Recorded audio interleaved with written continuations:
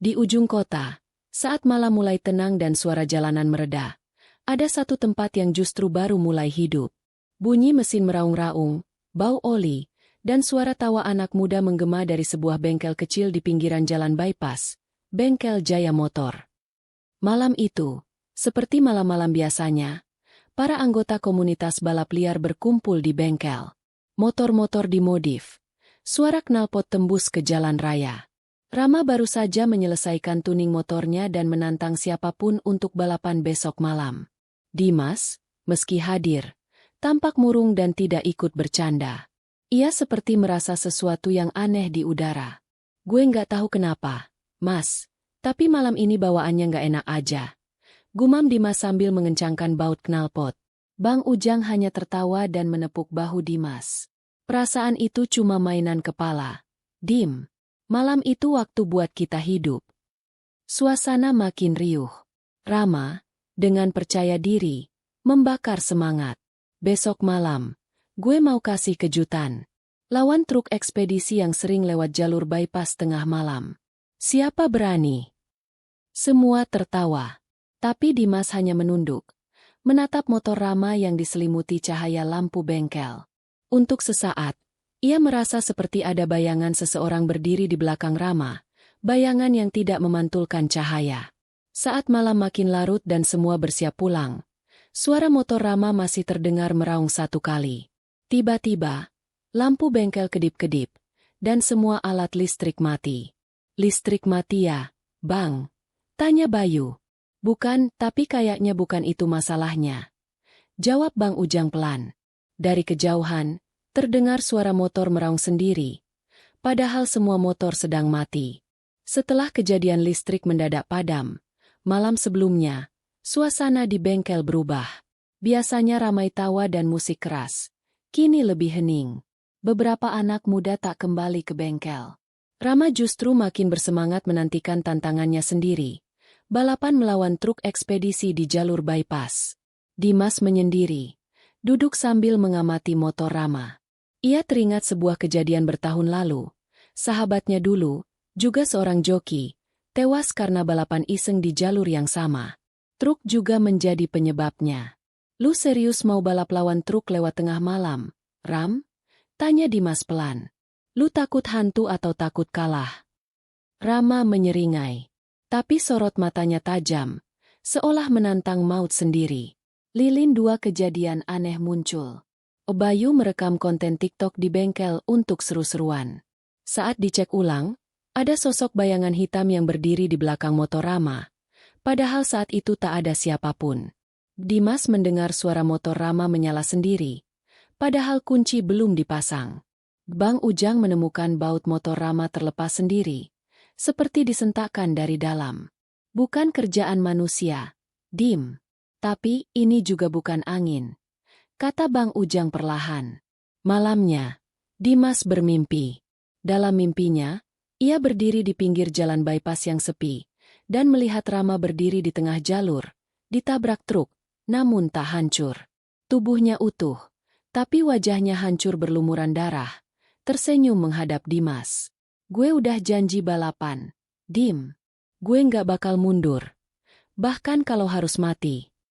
Dimas terbangun dengan napas memburu, dan mendapati motor Rama, yang disimpan di bengkel, basah kuyup seperti habis dicuci, padahal cuaca cerah dan bengkel terkunci rapat. Pagi menjelang, Rama datang ke bengkel, dan menyapa semua orang dengan senyum percaya diri. Nanti malam, jam 12, gue bakal bikin sejarah. Dimas hanya bisa menatapnya dengan perasaan berat. Langkah Rama terasa terlalu ringan. Seakan-akan dia sudah tidak menginjak dunia yang sama lagi. Para anak muda mulai berdatangan. Beberapa motor diparkir rapi di tepi jalan, membentuk arena balapan dadakan. Sorak-sorai, suara mesin, dan tawa memenuhi udara malam. Rama terlihat begitu percaya diri, mengenakan jaket kulit hitamnya, yang dulu pernah dipakai oleh seorang joki yang juga tewas saat balapan di jalur yang sama.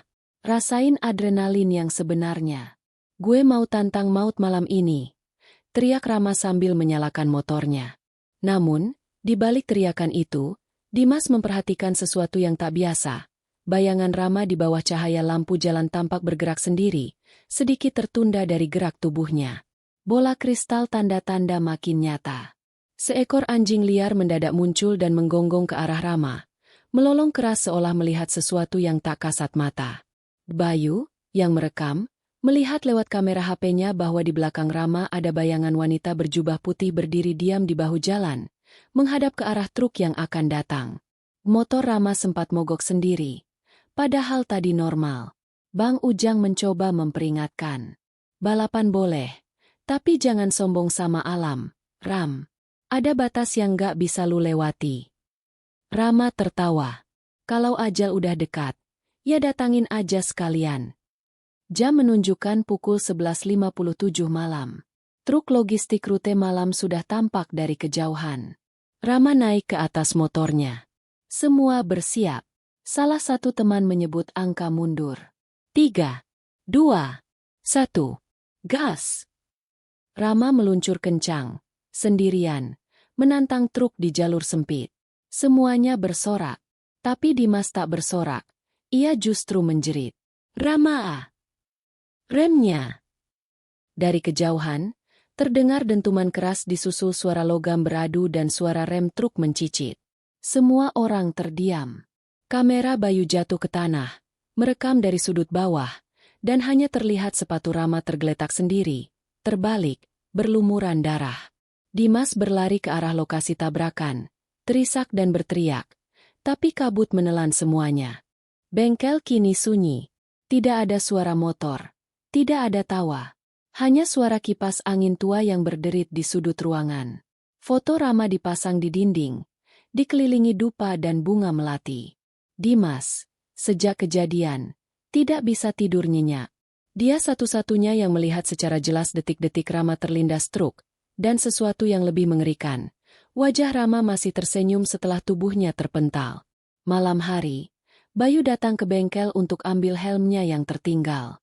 Ia merekam vlog pendek, mencoba kembali ke rutinitas. Gue di bengkel Jaya Motor, tempat sahabat kita Rama terakhir nongkrong. Semoga dia tenang di sana. Ketika kamera menyorot ke sudut bengkel, terlihat motor Rama menyala sendiri. Knalpotnya mengeluarkan asap, padahal tak ada bahan bakar. Kamera Bayu terjatuh. Terdengar suara pelan. Gas, gas, gas. Bayu kabur dengan ketakutan. Tapi esoknya, ketika dicek ulang, rekaman tersebut hilang dari ponsel. Dimas kembali bermimpi. Ia berada di bengkel, tengah malam. Rama duduk di motornya, namun tubuhnya kini hancur. Separuh wajah rusak, darah menetes dari bibirnya. Gue belum selesai, Dim. Satu-satu dari mereka, bakal gue ajak pulang. Dimas terbangun dengan tubuh dingin. Jam menunjukkan pukul 3.33 pagi.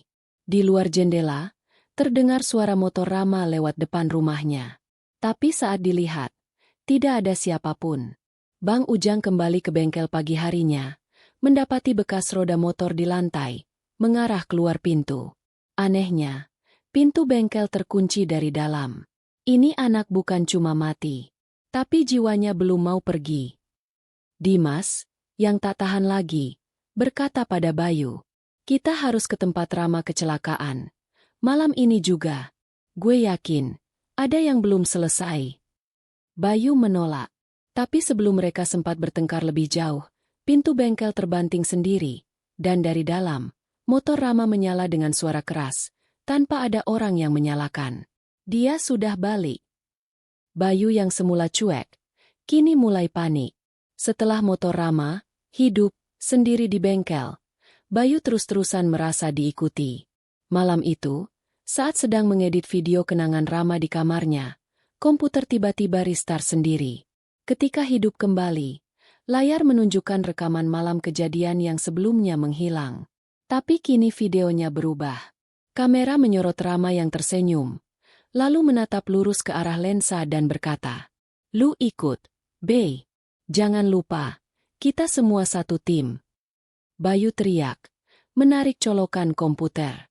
Listrik di seluruh rumah mati total. Dari luar jendela, terlihat motor Rama melintas pelan di depan rumahnya, padahal tak ada suara mesin. Sementara itu, Dimas diam-diam kembali ke jalan bypass tempat kecelakaan Rama. Ia menemukan sesuatu yang janggal. Bekas darah Rama masih membekas di aspal, padahal sudah hujan deras 2 kali sejak kejadian. Tak jauh dari sana, ia melihat seorang kakek tua penjaga kebun duduk di pinggir jalan. Kakek itu berkata lirih, "Temenmu itu dibawa balik bukan sama malaikat, Nak, tapi sama yang numpang nonton waktu dia ngebut." Dimas bingung. Apa maksudnya, Kek? Balapan di sini bukan cuma buat manusia. Yang dari seberang juga seneng nonton yang suka nantang ajal. Bang Ujang malam itu kembali ke bengkel untuk ambil perkakas. Tapi ia kaget saat melihat motor Rama terparkir di dalam kondisi basah kuyup seperti habis dipakai, padahal bengkel terkunci. Ia beranikan diri mendekat. Saat disentuh, motor mengeluarkan suara jeritan, bukan suara mesin, tapi seperti orang minta tolong. Bang Ujang langsung melafalkan doa, lalu lari terbirit-birit. Malamnya, Bayu menerima telepon dari nomor Rama. Ia angkat dengan tangan gemetar. "Bey, gue belum finish. Jangan tinggalin gue sendiri." Bayu langsung matikan ponsel dan buang ke lantai. Namun suara di telepon masih terdengar dari dalam speaker. "Gue mau semua balik ke lintasan." Dimas kembali dari TKP dengan wajah pucat. Ia masuk ke bengkel dan menemukan satu tulisan di dinding. Padahal dinding itu bersih sebelumnya. "Kita belum selesai." Tulisannya ditulis dengan oli hitam bercampur darah. Andra malam itu terlihat gelisah. Ia belum percaya Rama benar-benar tewas tragis. Ia buka kembali rekaman kamera GoPro yang dipasang di helm Rama malam kejadian. Saat menonton, ia melihat potongan aneh. Di detik-detik terakhir sebelum truk menabrak, ada sosok hitam besar berdiri di ujung lintasan. Sosok itu seperti memberi isyarat tangan, seolah menyuruh Rama, "Gas terus." Apaan tuh? Bukan manusia. Tak lama setelah menonton, semua lampu di rumah Andra padam. Ia berlari keluar, namun mendapati semua rumah di gang itu tetap menyala. Hanya rumahnya yang gelap. Dari dalam garasi, terdengar suara motor Rama hidup dan meraung keras. Andra gemetar. Siapa tuh? Siapa yang masuk garasi? Ketika ia dekati, motor menyala sendiri. Lampu depan menyorotnya tajam. Di balik sinar, terlihat bayangan Rama duduk di atas motor. Wajahnya hancur, dengan helm yang masih pecah dan berdarah. "Lu paling depan kan waktu itu, Dokter Randa? Lu yang ngajak taruhan terakhir gue." Besok pagi, warga geger. Andra ditemukan tewas di dalam garasi. Tubuhnya terlilit rantai motor. Posisi seperti sedang menunggangi motor, tapi motor tak ada di sana. Luka di tubuhnya menyerupai efek kecelakaan tabrak keras. Padahal tidak keluar rumah semalam. Polisi menyimpulkan, kematian tidak wajar. Tapi Dimas dan Bang Ujang tahu, ini baru permulaan. Dimas dan Bayu akhirnya mencari tahu lebih dalam. Mereka menyusuri akun medsos lama Rama, dan menemukan video balapan 3 bulan lalu, yang disebut-sebut berakhir tanpa korban, tapi ternyata disembunyikan.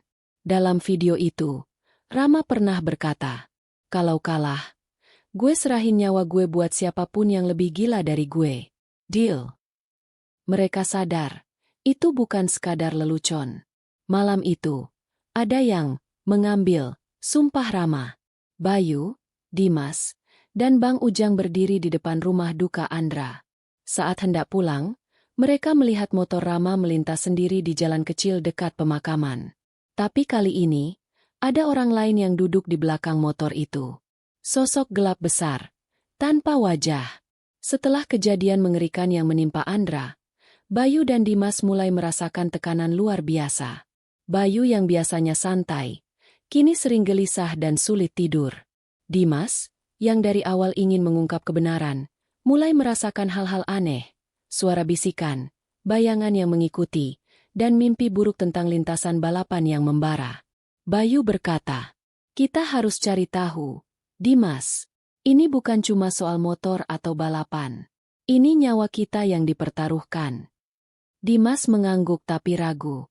"Tapi, kalau kita ikut, Artinya kita menerima risiko yang sama seperti Rama dan Andra. Kalau kita lawan, mungkin kita bisa selamat.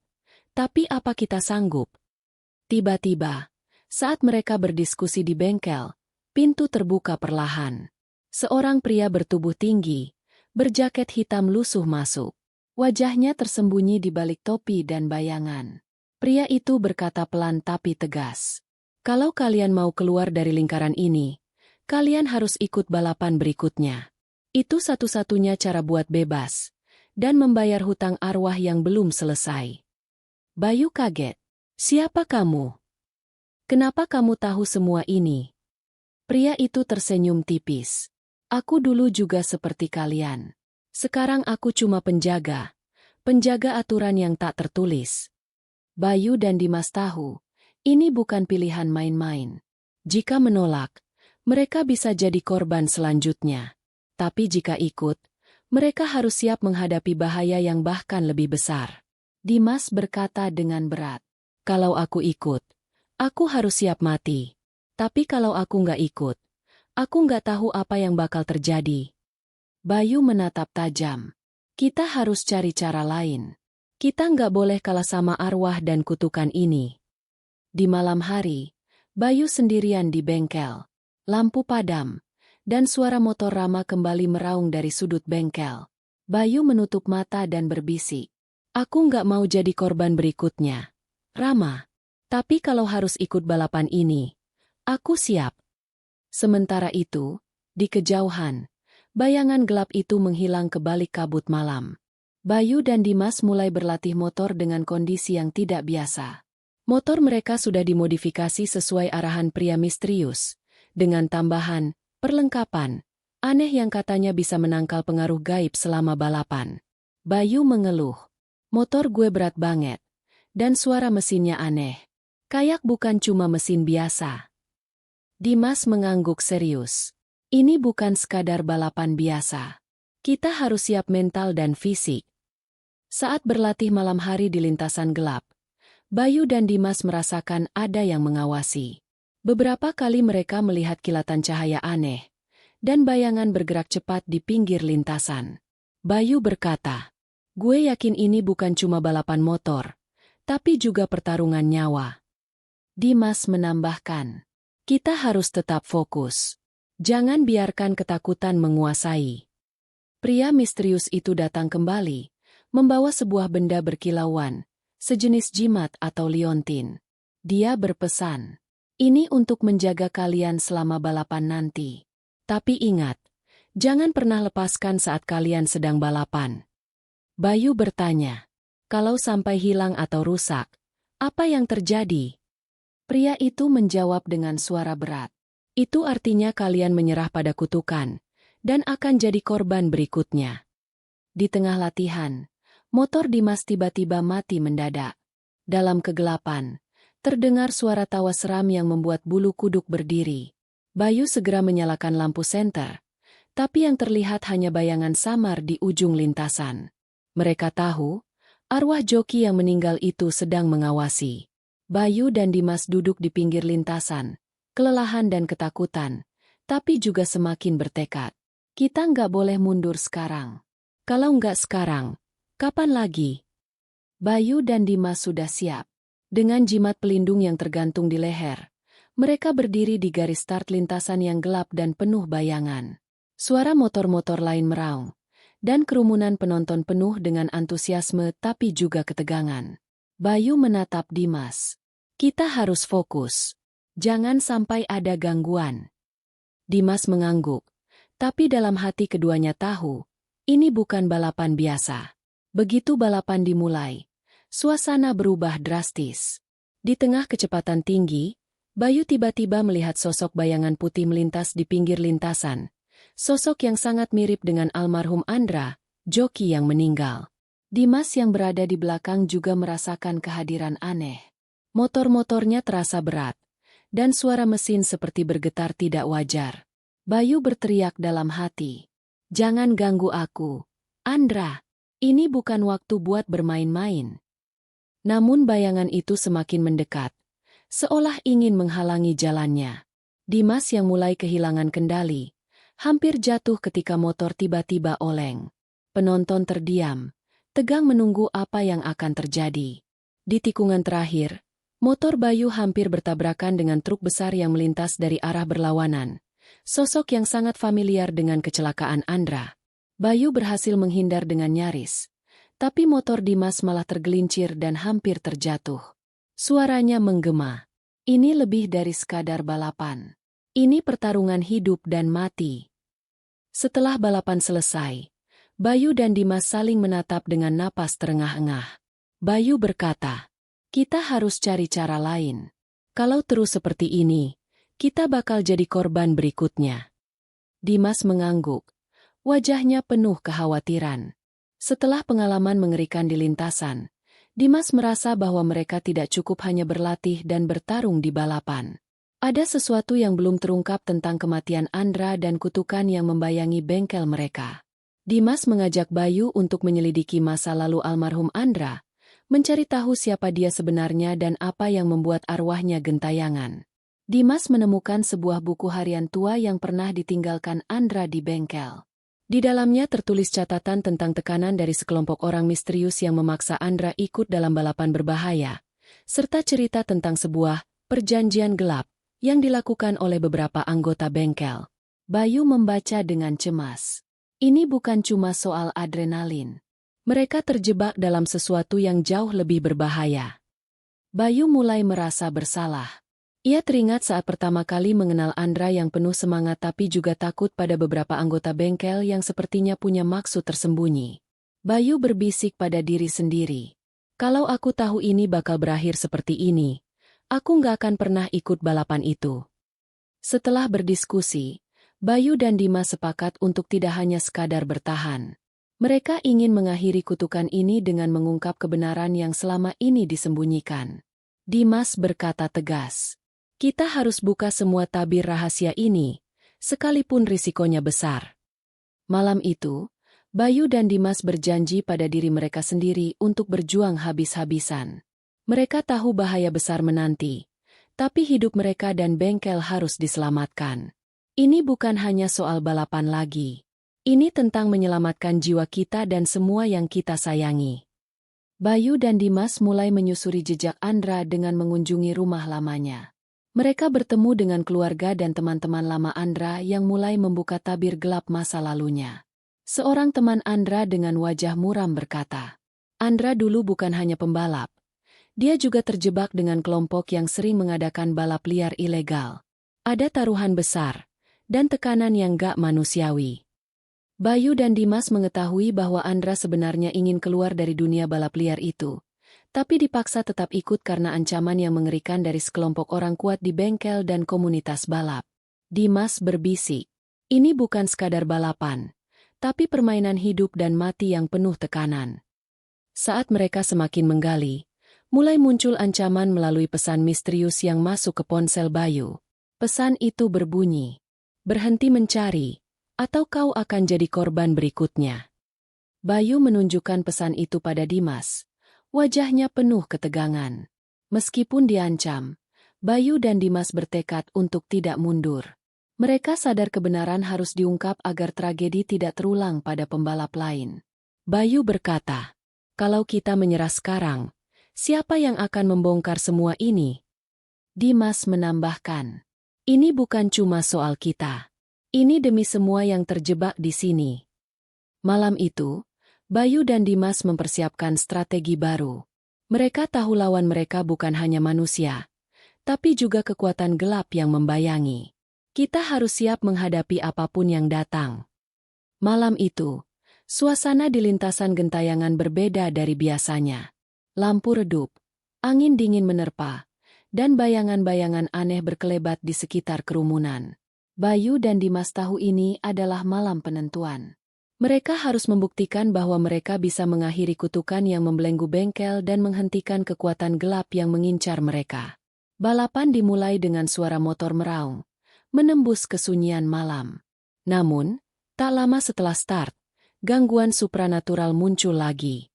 Sosok bayangan almarhum Andra muncul di pinggir lintasan, tapi kali ini lebih jelas dan menakutkan.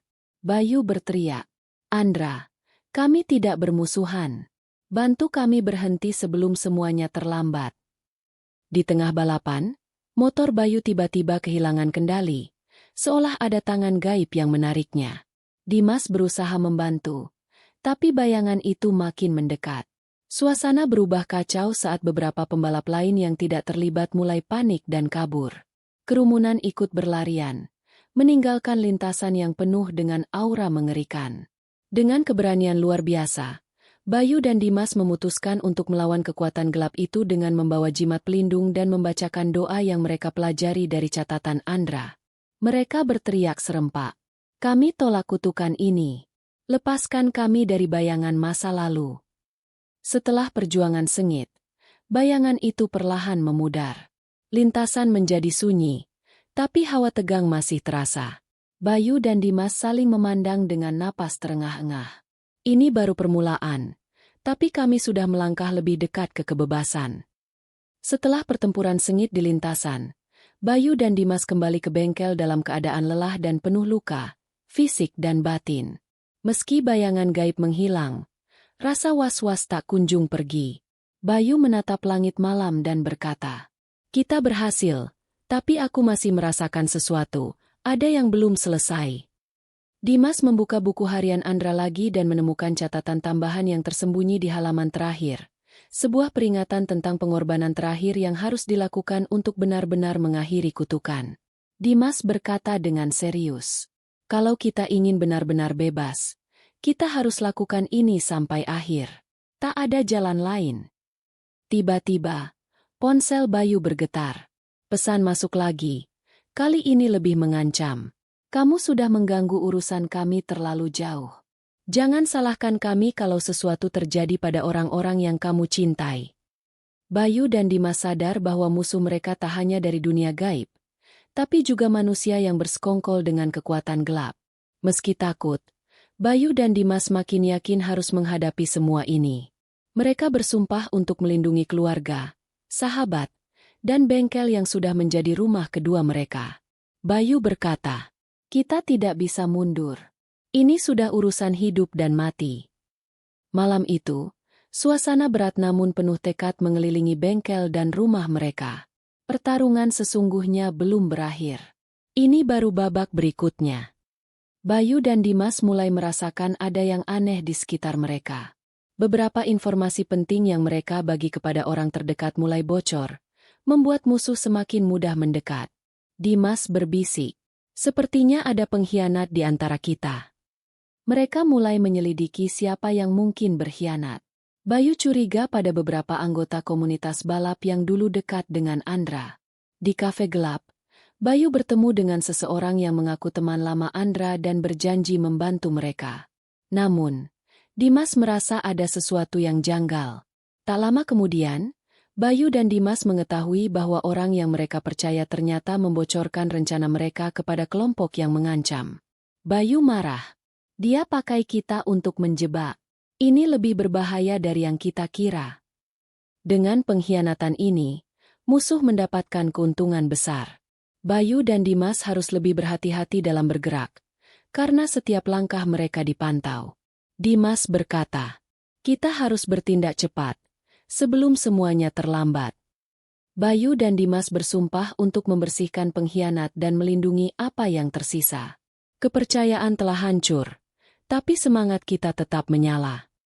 Bayu dan Dimas, didukung oleh beberapa sahabat terpercaya, menghadapi kelompok musuh yang ingin menguasai bengkel dan mengakhiri perjuangan mereka. Suasana mencekam, api unggun menyala, dan motor-motor siap melaju dalam pertarungan final yang menentukan nasib mereka. Dalam pertarungan sengit, Bayu harus memilih antara menyelamatkan sahabatnya yang terpojok atau mengejar dalang di balik segala kekacauan. Dimas berteriak, "Bayu, fokus pada yang paling berbahaya, atau kita semua akan hilang." Di saat genting, Bayu menemukan kekuatan dan keberanian yang belum pernah dia rasakan. Dia berhasil menaklukkan lawan utama dengan strategi cerdik dan tekad baja. Saat pagi mulai menyingsing, Bayu dan Dimas berdiri di lintasan yang sunyi, membawa kemenangan pahit namun berarti. Bayu berkata dengan suara tegas, "Kita mungkin kalah banyak, tapi kita menang untuk masa depan." Bayu dan Dimas pulih dari luka-luka mereka. Namun, bukan hanya tubuh yang terluka, jiwa mereka juga merasa lelah dan penuh beban. Bayu duduk termenung di depan bengkel, sambil berkata pelan, "Semua ini membuatku sadar betapa rapuhnya hidup kita." Meskipun mereka berhasil mengalahkan musuh, beberapa teman dekat dan keluarga mengalami kerusakan akibat konflik. Hubungan mereka diuji oleh trauma dan ketakutan. Dimas mencoba menguatkan Bayu. "Kita sudah melewati yang terburuk. Sekarang saatnya bangkit bersama."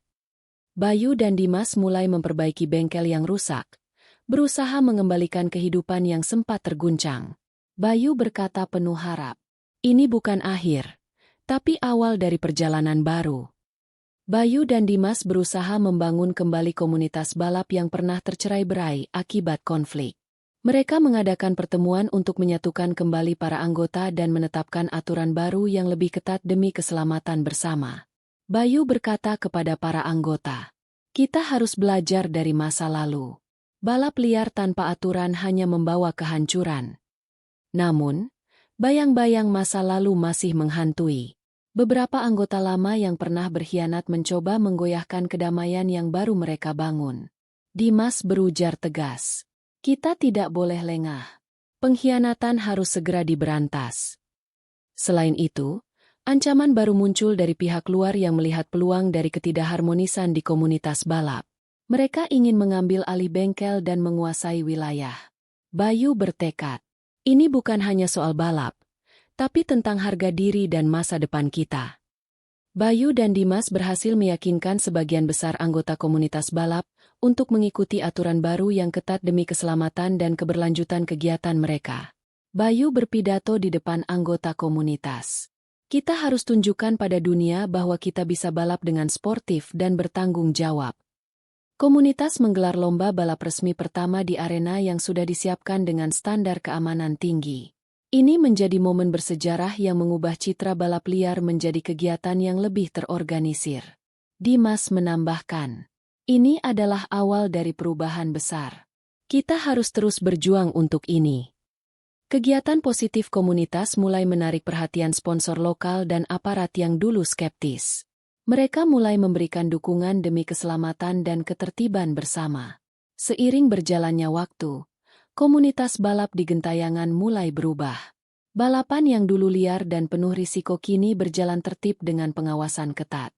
Masyarakat sekitar mulai menerima dan mendukung kegiatan ini karena keamanan yang lebih terjamin.